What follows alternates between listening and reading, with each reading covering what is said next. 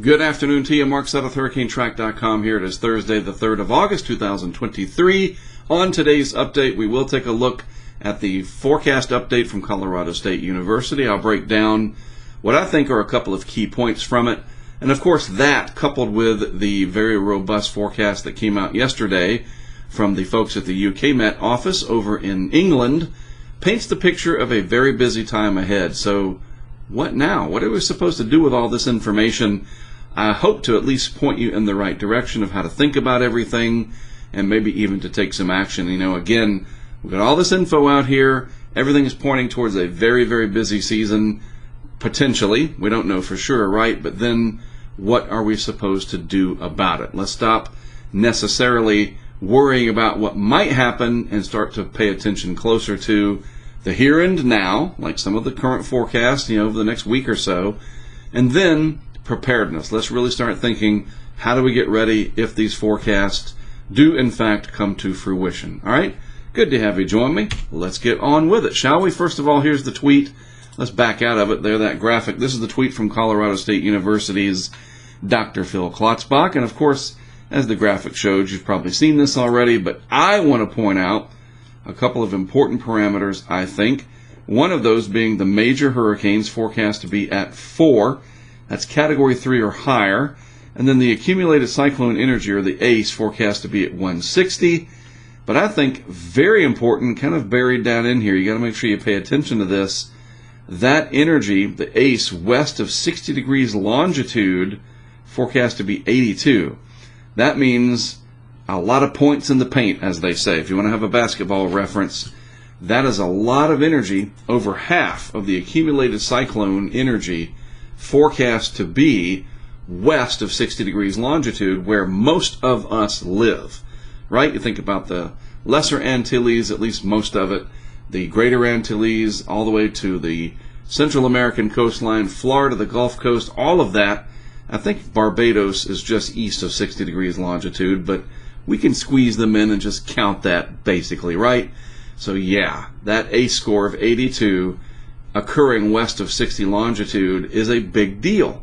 That's a lot of energy. That means there will be a lot that's out to sea, but this implies that some of these tropical systems are going to make it far enough west to cause impacts, and impacts are what really matters at the end of the day. All these other metrics are certainly interesting, but if everything stays out of the open ocean other than maritime interests, these are of no concern, right?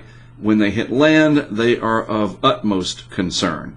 Another thing that I think is interesting too is the analogs comparing this year to past years. As Dr. Klotzbach notes, in July, him and his team noted that there were no great analogs for the current and projected situation of the moderate to strong El Nino combined with a record warm Atlantic. Most other years with a very warm Atlantic either had neutral, INSO, or La Nina conditions. This year, we've got the strange situation of a growing and strengthening El Nino with the record warm Atlantic that I've been talking about for months. And now, how do we match this up against prior years? The closest that Phil and his team could come up with are 51, 69, 87, 04, 05, 06, and 2012. And these are those different hurricane seasons and what they gave us. 87 is interesting because that was before the current warm AMO period, or Atlantic multi-decadal oscillation. In other words, we weren't in the current cycle that we're in now. 51 and 69, you could argue we were still in the previous cycle, but then for a while, from the 70s until about 1995, we were in a cold Atlantic. Everything else falls well within the warm period here, so you could almost take this out. I mean, it's kind of an outlier, if you ask me, but everything else, very active seasons overall. And then his forecast, him and his team, there you go, the 18 named storms. We've already had 5 storms. One of them was in January. It didn't get a name. That's very complicated, but we basically have 13 more to go. We've already had a hurricane with Don, so we have 8 more hurricanes, all 4 majors, and then a lot of ACE to go for the rest of the season. So very interesting update there from Colorado State. And I want to add this to it as well. Dr. Ryan Maui can be very pointed, let's say, with some of his tweets, right? Very to the point and sometimes even controversial. And I think when he says something like what we're seeing here, it helps to put things into context. And I like this. He says, not all seasonal forecasts are made equal. That is absolutely true. You have statistical versus dynamical with your modeling, all right? And then you have good forecasts. Those are able to be replicated, verified, and improved upon, versus the less good ones, expert advice, right, biased, and guessing. That's why I don't do any of these forecasts myself. I don't have these kinds of capabilities. So we just talk about what other people are forecasting, and then I worry about the impacts. And then trustworthy. That's very important here, that we can trust what Colorado State has been doing. Look, with the internet, everybody has an opinion, and just about everybody thinks that they can express that opinion, especially if it's negative. A lot more negative opinions get put out there than positive. I don't know. I'm not a psychiatrist or whatever. I don't get it, but it's the way it is. But yes, this is trustworthy. Yes, they're going to have bombs. They're going to have failures. That's science, right? It really, really is. Anyways, Colorado State University, they are statistical, but they are able to be replicated, verified. They do it all the time, and improved upon. They have definitely done better since this was first started by Dr. Bill Gray and his crew many, many moons ago. So just a good endorsement there from Dr. Ryan Maui, just adding a little bit of credibility, maybe even a lot. And I think that's important. This is not just throwing darts at a board. And look, everybody can say what they want. I'm all for that, just as long as you don't make stuff up. Making stuff up helps no one. Anyway, let's move along. So we know the forecasts. So now what? Well, let's start taking a look more at the here and now. I think that's going to be really important going forward. Leave the forecasts as they are. We know what they are. So let's start looking for signs of these forecasts coming to fruition. So far, across the western Atlantic over here anyway, nice. Everything's clear. No areas of deep thunderstorm activity, or what we call convection organizing. So that's certainly good. There's Dora, by the way, out in the Pacific. Eventually it's going to move into cooler water out here and die away. And we're good to go. A little bit of a front that's come through. We're going to get some good rains here in eastern North Carolina. Troughiness off the East Coast. If there had been a hurricane sitting out here like the GFS was trying to do, the old GFS there, not very reliable this year, but we shall see. Maybe it'll get better as time goes on. I don't know, but that notwithstanding, if there had been one out here, this trough off the East Coast would have helped to steer it on out to sea. Kind of like what happened with 96L, which it was at one time, trying to bring that into the southeast or up the East Coast or whatever. You guys saw all that. That's why you don't look and take for truth these long-range 8, 10, 12, 16-day forecasts. They're usually just too chaotic and not very helpful. All right, scooching on to the east a little bit more. There's your drier, stable air out across the eastern Atlantic. Again, it is only August 3rd. Things change slowly, but once we get to mid and late August, this should abate quite substantially. We would expect it to do so in any hurricane season, but this year it'll probably be especially important because then all of that warm water that is sitting out here should start to do its thing and make the atmosphere more conducive overall for these hurricanes to get going. Now, there is one interesting little spin right there. I think you can see it just like I can. Definitely some rotation in here. We'll take the telestration out. This is along the intertropical convergence zone. A little bit of monsoon trough action down there as well. But very dry, stable air to the north. Ode to the Saharan air layer, the SAL, that comes off of Africa. So we'll watch this. It's not going to just go away. This will make its way across the Atlantic. Could end up somewhere in this vicinity in about a week. And then conditions might be more favorable. That's what we got to start looking for. They may not do much out here, but then they could do something over here, or if they turn north into the subtropics. I know for land interests that doesn't matter to most people, but shipping interests certainly care. They may start to do something out of the deep tropics, because out here, still having these stability issues with that dry air at the mid-levels. Now let me come on real quick, got a little bit of education for you One of the folks on our Discord channel, part of our Patreon, had asked, hey, look, with all these very warm water temperatures, wouldn't that increase the moisture, because it evaporates into the air, you would think, and why aren't things more moist out in the deep tropics? Why are we having these dry air issues? Well, the best way that I can describe it is these Saharan air layers that we're looking at, and they're plural, they come off in rounds each year. We're talking about the mid-levels of the atmosphere, 300 to 700 millibars, so several thousand feet off the surface of the ocean.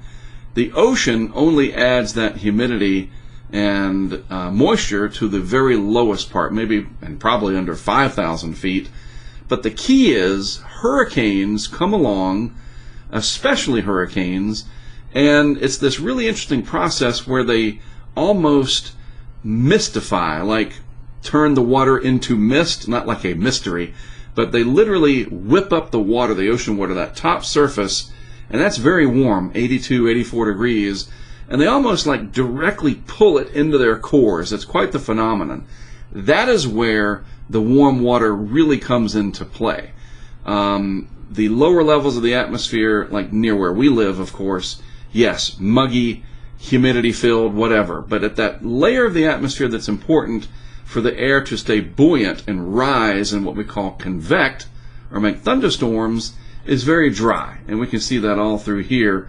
And the ocean could be 100 degrees Fahrenheit everywhere, and it wouldn't really help that. These big plumes of dry air come off Africa, which is dry and dusty and hot, and that gets ejected or injected or whatever you want to call it into the Atlantic, and it's like a blanket over the very warm, moist air. You've got to have the column moist throughout, and then you have to have cold air above all of that. If everything's warm throughout, no, you don't have the initiation for convection. It's just simple meteorology. But it was a great question, and it makes a lot of sense. Yeah, everything's so warm and moist. Why aren't we already seeing all these hurricanes? It just takes time, and a part of that is the seasonal change towards a more climatologically favored time period where this jet out here, the African easterly jet, is more north, and then the moisture really sets in, and these tropical waves can start taking advantage of the warm water, and the lower level, near surface, high dew points, high precipitable water values, not just at the mid-levels, but the lower levels and the mid-levels all included. It'll come, and we got to be ready. All right, so I just showed you that area of spin. Well, that's what it looks like there. A little bit showing up on the vorticity signature. So we'll watch this over time, see if it separates out of the intertropical convergence zone and moves its way in this direction over the next several days. Here's your trough features right here in the Atlantic.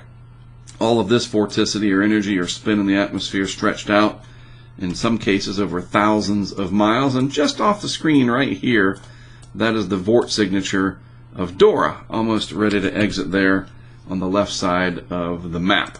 So, what do we got out there over the next several days? We're going to start looking at this more and more. I besmirched the GFS this year. There it is. Because it's really done poorly on strengthening and how these systems are going to do. It's got its good years and its bad years. This year it's not doing so well.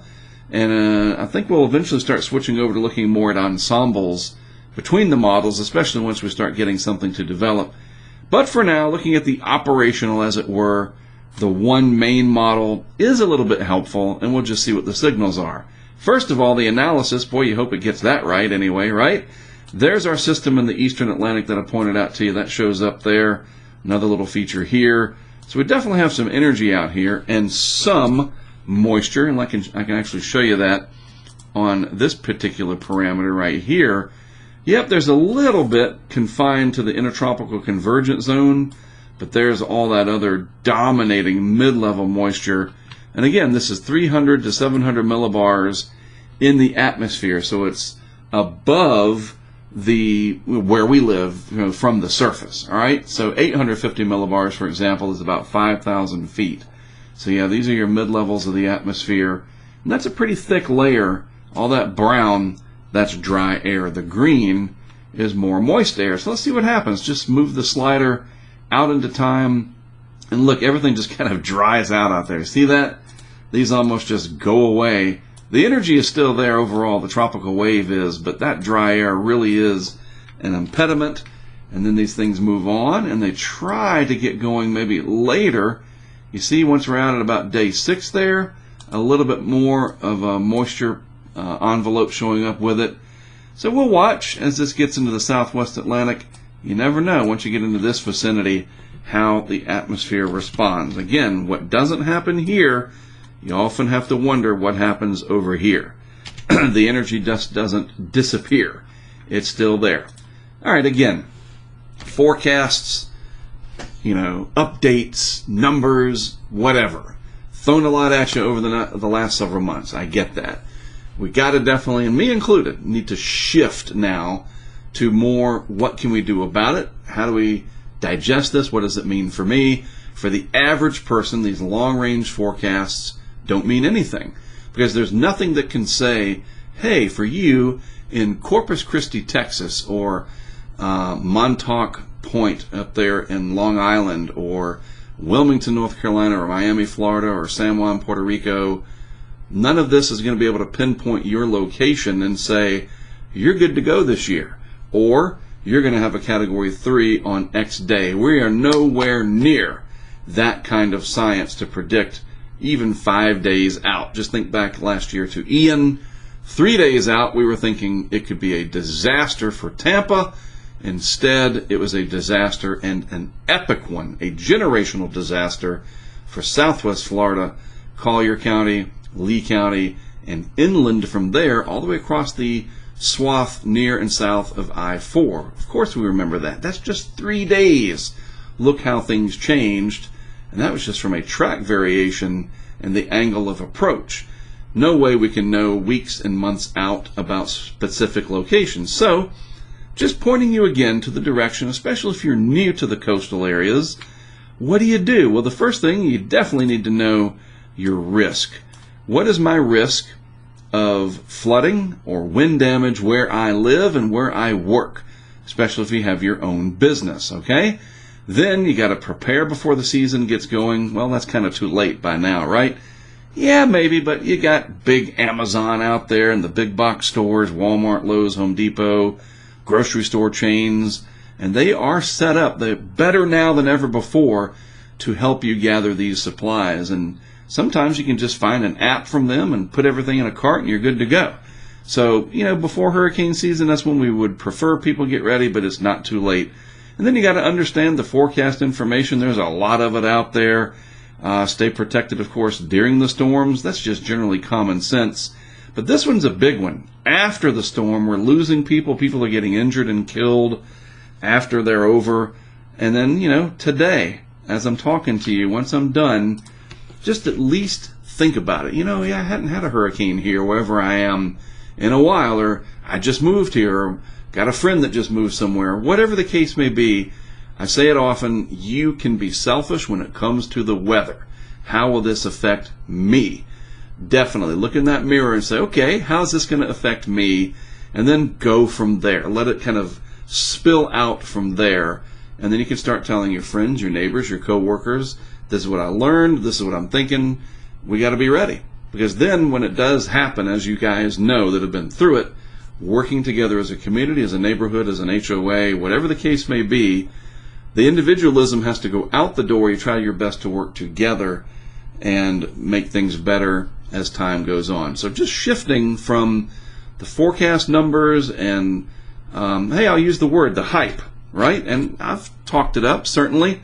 Wanted to make sure you were aware. A very interesting, unusual season, but now what do we do about it? So I'm going to be focusing more and more on the day-to-day stuff. What are we looking at down the road? These updates might actually get pretty short if there's not much to talk about. And then once we do have something that could be coming our way, we will start getting into the weeds of what to expect. The impacts will be the big focus. Very little you'll hear me talking about category, because who cares? Honestly, it's about what will happen. And you can't put a category on impacts necessarily. All right, so we're going to focus on that much more going forward. And I invite you to join me. All right, so interesting times ahead. Got all these forecasts out here. Now what? Well, we'll figure it out together. As always, thanks for tuning in to me. I appreciate you giving me a part of your day as always as well. I hope you learned something. Don't forget to like, subscribe, comment too. Your comments are always fantastic. I'm serious. As I look across the internet and I see all the negativity out there, rarely do I have to even worry about that with you folks, and that means an awful lot to me. Seriously, I don't have to block or delete stuff. I spend like maybe 10 minutes a year doing that. Seriously. And I know I'm probably going to invite a bunch of, all right, buddy, here you go. But it is great to interact with you all, so keep it up, all right? Have a good rest of your Thursday. I'm Mark Stott with Hurricane Track. I'll be back with more for you tomorrow.